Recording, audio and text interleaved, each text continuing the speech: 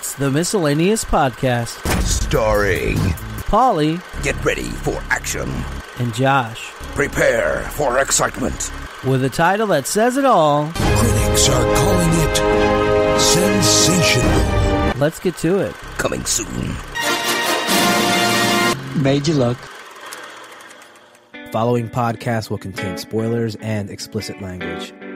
How you doing today, Josh? Fantastic. Cool beans. Yes. All right, so what this episode was about is when I was younger. It happened a lot when I was younger. You'd watch movies that you were growing up with, and it'd give you this really kind of weird, disorienting, disconnected feel to it. Did you ever have anything like that before? Not really a disconnected feeling, but I always, there's some movies that just, made you uncomfortable or, just disturbed by it at the end. Oh, yeah, those are those. There's a lot of them, like American Psycho. Oh, real quick disclaimer, we are not reviewing any movies. We're just talking about some movies and some parts of movies, and there will be spoilers. Yes, these are just our opinions on movies. If you don't like it, stop listening. We are not official movie reviewers. That's why we're not reviewing the movie. We're talking about the feelings of the movies. We have to make that abundantly clear so we don't have to pay royalties to said movies. Yeah, because we Poe. Pretty much. We're Can't poor even white. afford to OR. We're Poe. All right, so I wrote down a list. What do you think of that? Of movies that gave me the weirdo feelings, where you had to go outside and see the sunlight because it's rough. It was a rough movie. I have a couple of my own, and I'll bet you we have different movies too, so this will be fun. I want to start off with the most obvious ones. The Never-Ending Story. Hurry, Falco! The nothing's everywhere! Don't worry. We'll reach the boundaries of Fantasia. Did you wish that you had a book that you could read where, the people would talk back to you and, you could ride around on a giant flying dog? Hell yeah. And it's just me, but when I was a kid and you watched the girl, the supposed queen, she was pretty hot. Kind of a little too uncomfortable hot for my age. She was. If you think about the boy was 10? Maybe? Yeah. Here's the one thing, okay? I got all into the movie, but I didn't get the whole he goes to the attic to read the book.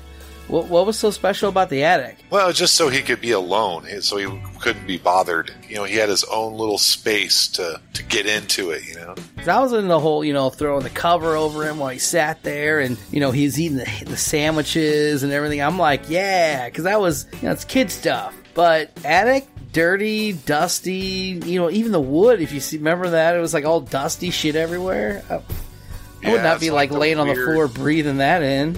Yeah, the weird attic of an old school. I mean, it was his school, but it was a weird, dirty attic. Wait, was it his school? Yeah, it was at his school. Oh, I thought it was his house. No. Oh, well, yeah. Well, that was one of the big ones where I'd come out of it and I would have to go outside and walk around or do something. I'd have to do something to put myself back into the real world again because it just, ugh. Okay. All right, so next, your turn. What was one on yours? There was a movie called, back in the 80s, I think it was called Prince of Darkness. What is it? A secret that can no longer be kept. What started?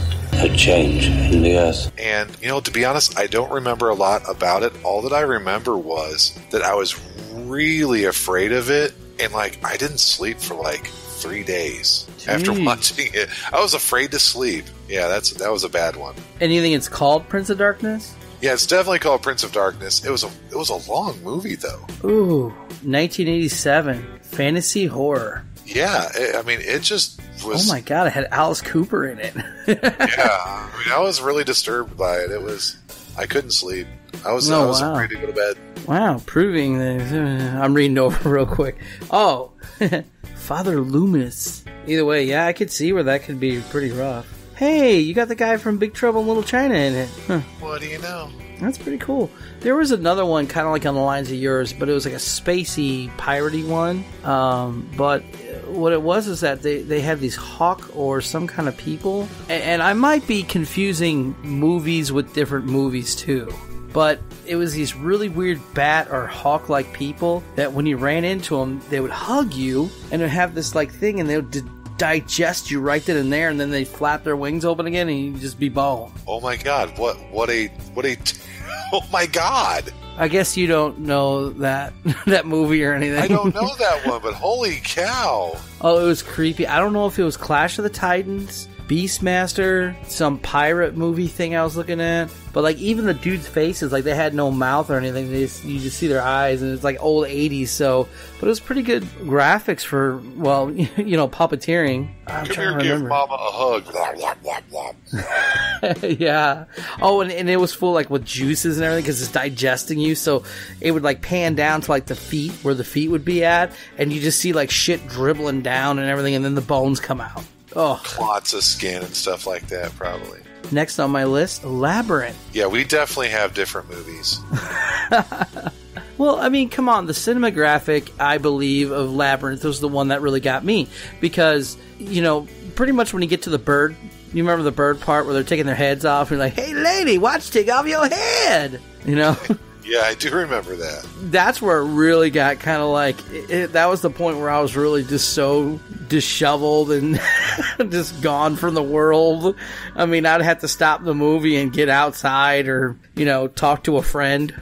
Wow. I don't know if it's just me. That's the thing. I mean, there's also movies where, like you say, you just feel kind of, ugh. Like when it comes to deep depressional movies of Auschwitz or something, I mean, that's a given.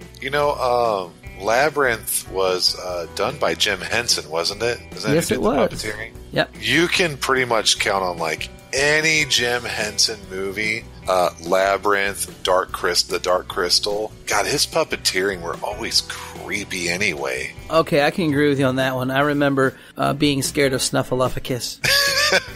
I'm not lying, dude. It's just the way. You were really scared of Snuffleupagus? Yeah, the eyelashes, the eyebrows, the movements he did. I was like, this isn't natural. Wow. Yeah, he was basically a woolly mammoth.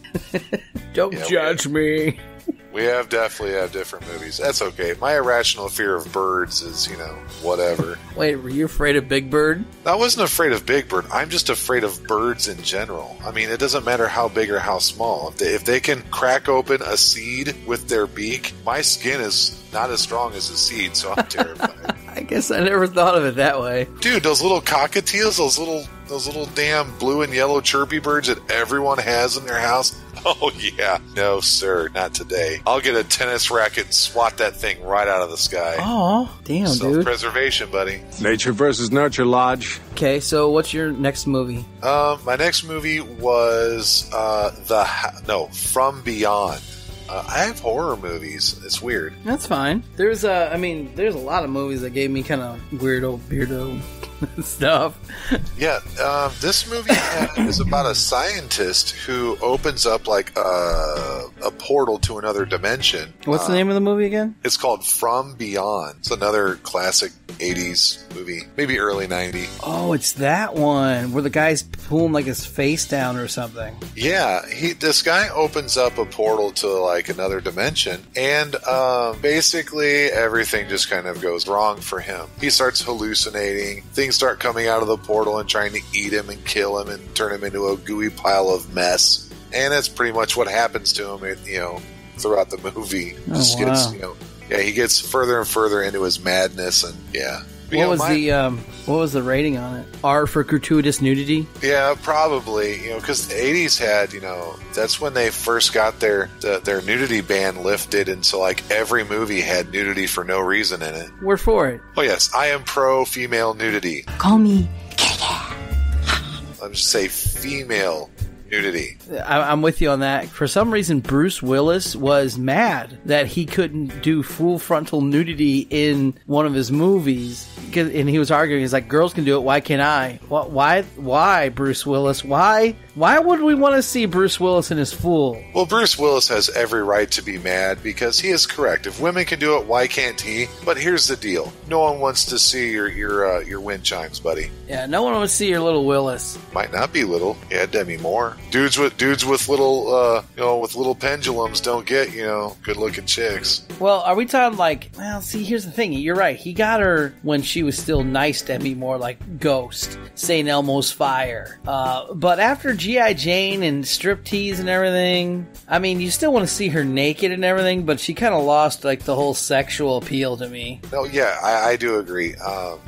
Demi Moore when she did G.I. Jane was like cool and like that kind of like strong female hot, but then it was like I like women to have curves. I like I don't want them to be like like a pile of goo, but let's be soft around the corners, and she was not that. No. Now I really liked her too. Also, well, no, let me retract that. I think Few Good Men was like the last time she was ever really soft with sexy. Oh yeah, I'll go with that. Yeah. Like, Striptease was just, raunchy, good times. And with Burt Reynolds being in there, you kind of really lost the whole luster of what kind of mystery sex appeal she would have, I guess. Yeah, it's kind of like, the Fast and the Furious sets where it's like, there's no good, plot themes or twists in the movie. You're just watching it for the shiny cars, the fast driving, and the scantily clad women. Oh, yeah. What was the girl's name that was all up Vin Diesel's ass? Like, I always thought she was hot. I don't know. We can Googleize it. Mia? The girl, she played Mia. Yeah, plug it in the Googleizer. Please stand by. Michelle Rodriguez. Ah, yes. That was his sister, though, wasn't it? That was... No, his sister was Maya. That was Jordan... Jordan somebody or another. Yes, and the late, great Paul Walker was the one who got with Maya, which Jordan's hot, too, but I really thought Michelle Rodriguez was like that rough and tumble, like she'd wrestle around with you, pin you down, and then have her way with you. And do naughty things to you. Naughty little secrets. Did you finally listen to the video one yet? I need to, quit screwing around. Oh, the intro, I have 2 bits for you and I from World of Warcraft Scarlet Monastery. Nice. I had to do it, dude, because, I have not played in so long, and I'm getting addiction back for it, but only in the past stuff that we've done. Does that make sense? Yes. Like, I'm not sitting there going, ooh, I need to get on my Demon Hunter and fly around the world. No, I'm all like, I want to get on my mage, go back to Scarlet Monastery back in 2010. Well, all you need to do is get a time machine. Hot tub time machine. Some, 1.21 gigawatts. 1.21 gigawatts! Let's get back to the storyline. Moving on. We're off track. All right, so speaking about Demi Moore, St. Elmo's Fire was on my list. That movie was about suicide, too, though. Oh, really? I might not be talking about the same movie. St. Elmo's Fire, where like Demi Moore she was like the supposed career girl with all her friends, and it had Rob Lowe in it, and a bunch of other casts that were famous at the time, and maybe there was suicide in it. I don't remember. I've only watched it a couple times because it gave me that weirdo feeling. I didn't want to watch it anymore. I thought it was about suicide. 'Cause suicide is painless. Oh, well, let's just move on then. Have you ever watched movies that were during the weird time of your life? So they have this connection to it. So no matter if it was a good movie or a bad movie, every time you watch it, you go back to that time period in your head. You know what? I do have one, and this is going to be crappy. Mine was Titanic. Oh my God, that's on my list, dude. Yep. Every time I watched or saw scenes from Titanic, I remember that I was with Leslie at the time, and we watched we went and watched Titanic, and everyone knows that's a 16-hour-long movie.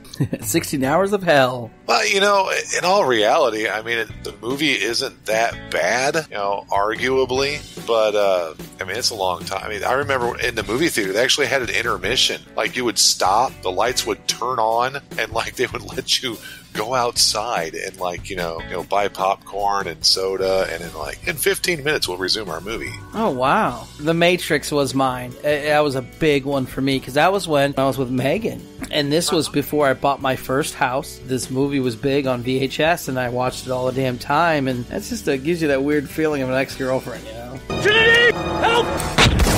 Okay, so St. Elmo's Fire was not about suicide. I'm not really sure why I thought that. Okay. It's just about a bunch of people who get into an apartment, like, they're adjusting to their lives after college. What about the movie Seven? Did you have any weird parts in the movie Seven? Well, Seven was one of those movies that just screwed with you because, this guy set this chain of events in place like a year, 2 years, whatever, in advance, and Kevin Spacey's, monotone delivery of lines, just helps the fact this guy's a sociopath. Wanting people to listen, you can't just tap them on the shoulder anymore. You have to hit them with a sledgehammer, and then you'll notice you've got their strict attention. It's like, how deep does the crazy go with this guy? Oh, what's in the box? And that is the show. I know it feels a little abrupt, but it's the end. We have a Facebook page now. You can look us up, the Miscellaneous Podcasting Groups. We have a listener poll going on right now for Star Trek versus Star Wars for the up-and-coming Big Debate Show. At that time, we're going to open up our Discord channels. We use Discord to record on, and you can utilize the Discord chat and ask us any questions or comments, even if it's about ass face or anything like that.